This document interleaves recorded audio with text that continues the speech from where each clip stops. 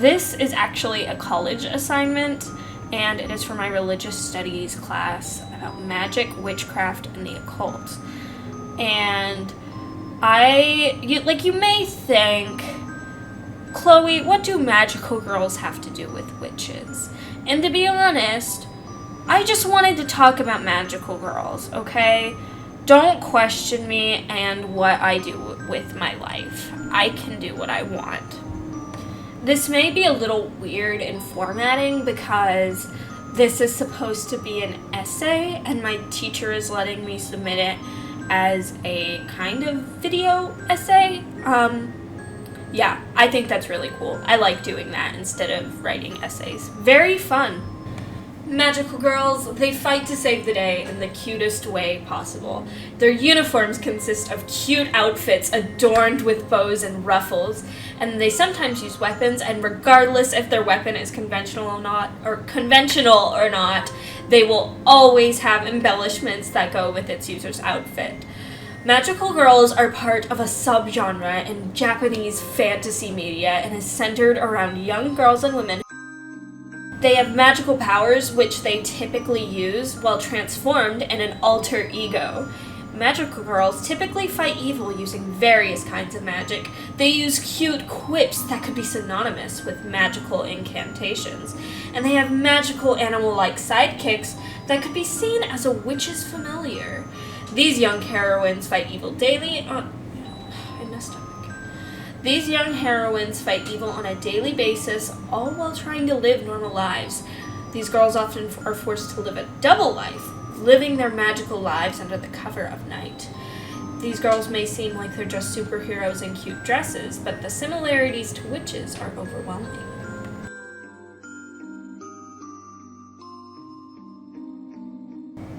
It's good to think about what things are iconic for magical girls and what attributes they all have, especially when trying to compare them to something such as witches from the European witch hunts. A fellow student of mine, Christina Walker, compared Sailor Moon to the practicing of European witchcraft, and to quote her essay, "Her flashy moves, snappy incantations, and cute wands that are featured in the manga and anime would be feared by the Europeans during witch hunts." These things are very important to think about, especially I think the snappy incantation part. The quotes what is Sailor Moon's quote? Tiara magic make up. That could be seen as like a curse or a magic spell if you're, trying really, really hard to kind of associate it with witchcraft, like I am right now. But I think those can be comparable. These things are really important to think about when you are going over magical girls and their association with witches. One thing that I think really goes well with witches is the part about snappy incantations. Often magical girls have little catchphrases, and one of Sailor Moon's that she uses to transform is Prism Power Make Up. And this could be seen as like a magic spell in a way that helps her transform, and it could be comparable to a spell. Another thing that is very associated with witches that a magical girl does is Cardcaptor Sakura when she flies using her wand, as if it was a magic broomstick. And it is definitely comparable to witches. I don't think that you can really see Cardcaptor Sakura flying on her staff and not think it looks like a witch flying on a broom. I think that it's very hard to do that. On top of this, magical girls also lead double lives a lot of the time, especially when they are fighting evil. I think they're probably really comparable to superheroes the more and more you think about it, But either way, they all led double lives. In my magic class, one of the things that was specifically brought up a lot was a lot of othering. So for the Catholics, they accused witches of being the exact opposite of Christians and Catholics. So since Catholics met in the daytime and in the morning, the witches had to meet at an opposite time, so at night. And so they accused women of meeting up at night.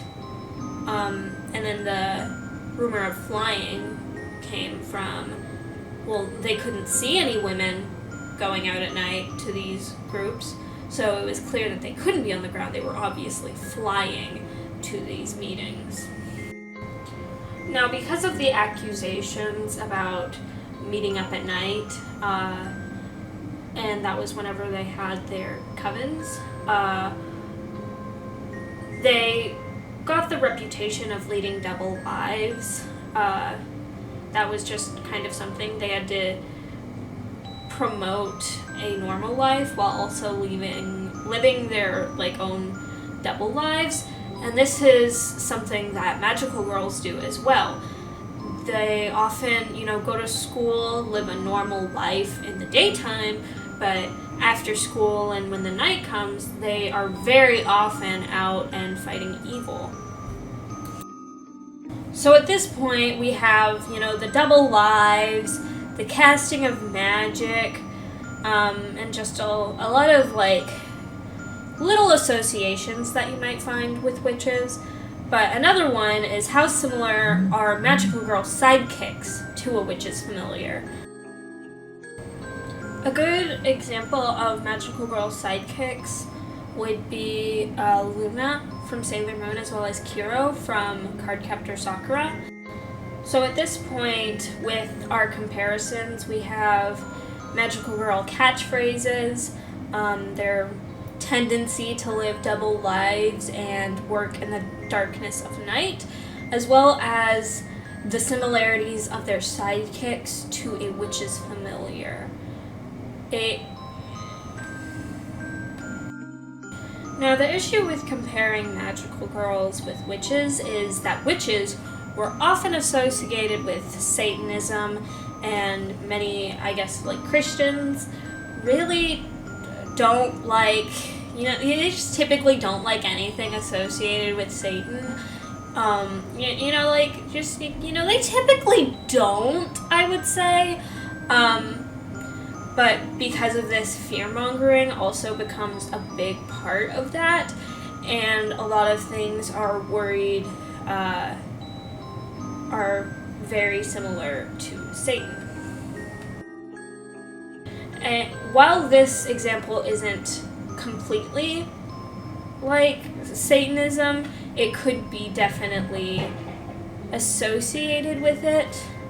An example of fear-mongering in a lot of communities is, there are a lot. You can think of Pokemon and the Satanic Panic from the late 90s and early 2000s.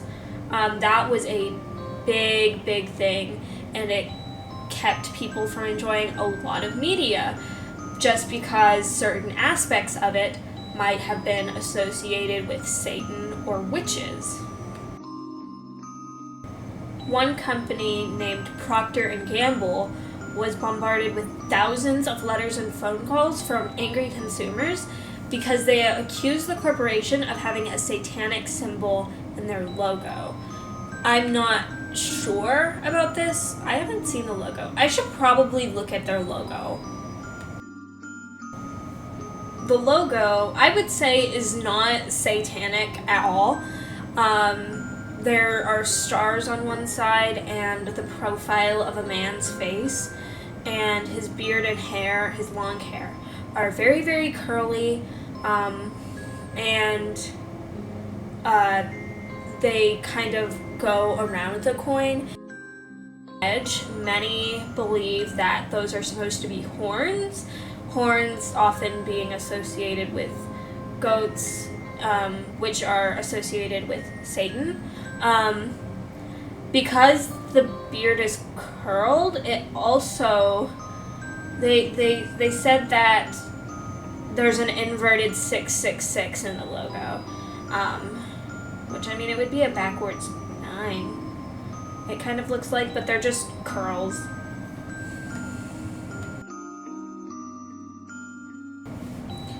Fear-mongering goes a long way in society, especially in religious circles. It definitely goes around.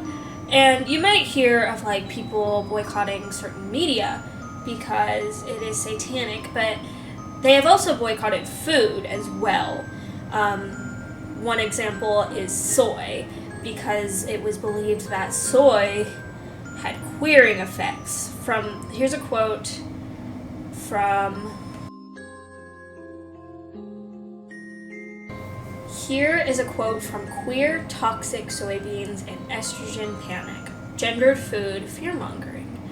From fears of male breast enlargement and worry over generalized feminization by way of estrogen overdose to proclaimed chemical castration, the questions and so-called queering effects swirling around soy are numerous. One of the most iconic fear-mongering moments, I would say, is over Pokemon.